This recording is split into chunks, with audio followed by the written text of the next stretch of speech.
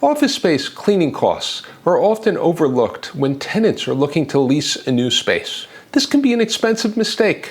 Monthly costs for cleaning services can quickly add up over a multi-year lease. Cleaning is typically included in the base rent if you lease an office in a New York City Class A property.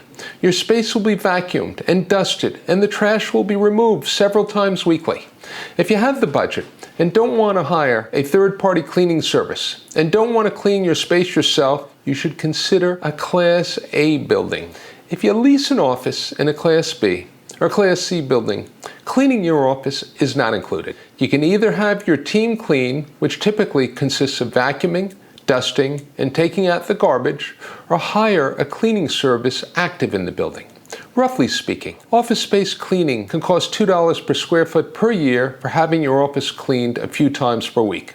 It's imperative to price this out before you sign your lease. You don't want any surprises. This is not the most glamorous aspect of your search for new office space in New York City, but it's an important one. No online listing database has information about building cleaning services and other miscellaneous costs. This is something that an office space rental agency can help you with, provided they know the various buildings and the services and amenities offered at each property.